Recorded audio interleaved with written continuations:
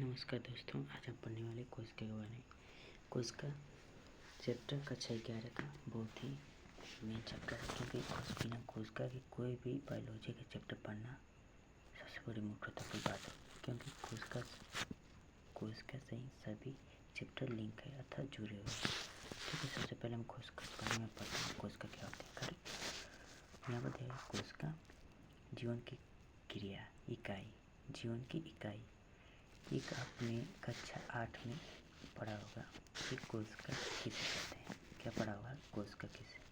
आप किताब में रटे होंगे कोशिका जीवन की संरचनात्मक, क्या कोशिका जीवन की संरचनात्मक और क्रियात्मक इकाई होती है। क्या होती है? संरचनात्मक और क्रियात्मक इकाई होती है। अब सवाल उठता है कि संरचनात्मक और क्रियात्मक का मतलब क्या है? आपको पता हो तो अच्छी बात, नहीं पता हो तो कोई बात नहीं, हम बता देंगे। संरचनात्मक का मतलब ये है कि कोशिका जो होती है ना, ये संरचना बनाती है। कोशिका क्या करती है? संरचना बनाती है और क्रिया का मतलब कार्य करती है। संरचना यानी किसी भी जीव की, कोई भी जीव जंतु या पेड़ पौधे, इसकी संरचना यानी स्ट्रक्चर का निर्माण करने के लिए कोशिका कार्य करती है, और कार्य को करने के लिए, कार्य को पूरा करने के लिए भी कोशिका काम होता है।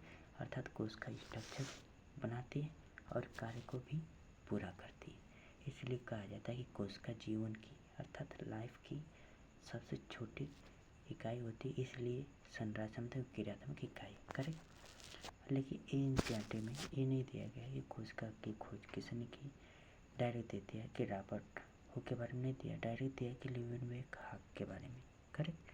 लेकिन हमको थोड़ा सा बेसिक भी ज़रूरत होना चाहिए कि कोशिका खोज किसने की। हल्का सी इसको हम मिटा देते हैं।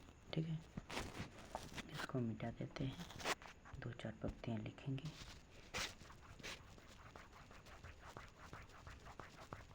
देखिए, कोशिका की खोज आपको पता होगा सबसे पहले रॉबर्ट हुक ने की थी। किसने किया? रॉबर्ट हुक की कोशिका की खोज। देखिए ये कोशिका की खोज, कोशिका की खोज। देखिए, कोशिका की खोज सर्वप्रथम रॉबर्ट हुक ने की।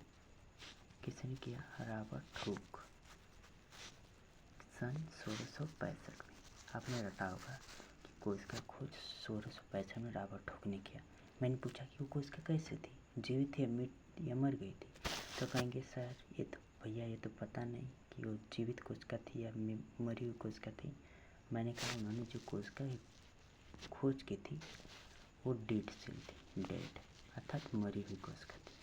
कैसी कोशिका थी? डेड सेल अर्थात मरी हुई कोशिका, मृत कोशिका की खोज उन्होंने किया था।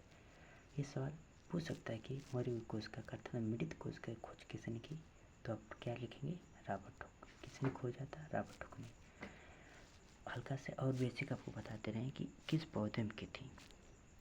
एक पौधा था जिसका नाम था ओक। क्या नाम है? ओक। उस पौधा का नाम है ओक। हाँ, उस पौधा का नाम है ओक, ओक प्लांट। उन्होंने ओक प्लांट में ओक एक पौधा होता है, ओक प्लांट में उन्होंने खोज किया था। अर्थात कह सकते हैं कि रॉबर्ट हुक ने 1665 में मृत कोशिका की खोज की थी। कौन सा पौधा में? ओक प्लांट में, अर्थात ओक पौधा में। करेक्ट। अब सवाल उठता है कि आपने बताते हैं कि डेड कोशिका का अर्थात मृत कोशिका का खोज रॉबर्ट हुक ने किया, तो जीवित कोशिका की किसने खोज की? आप कहेंगे ना, तो जीवित कोशिका किसने खोज की? तो इसको भी देख लेते हैं कि जीवित कोशिका की खोज किसने की। इसको मिटा देते हैं भैया, थोड़ा सा प्रॉब्लम समस्या आ रही है। ठीक है, तो जीवित कोशिका की खोज किसने की? हम कहेंगे अभी बताओ, आपने पढ़ा होगा ना 9 में, तब कुछ भैया हमको नहीं मालूम, आप ही बता दो ना। तो हम बता रहे हैं भैया, क्या करना है हमको बताइए नहीं। तो जीवित कोशिका की खोज, जीवित कोशिका को क्या कहते हैं? ठीक है, जीवित कोशिका की खोज किसने की?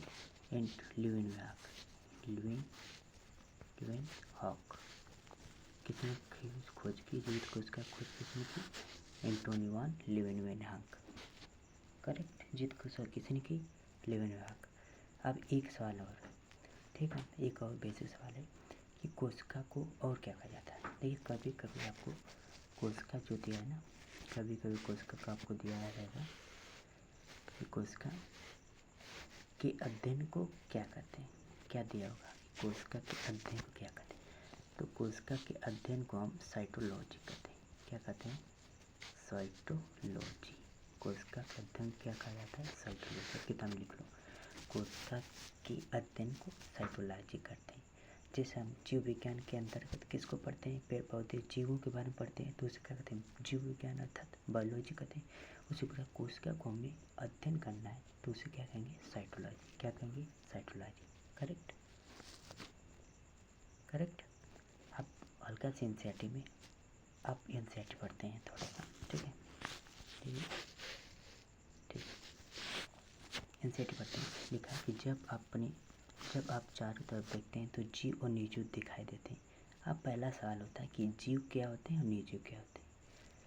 देखिए जिसमें श्वसन होगा, हाँ, श्वसन मतलब सांस जो लेंगे वो जीवित रहेंगे कि मृत्यु रहेंगे? जीवित रहेंगे।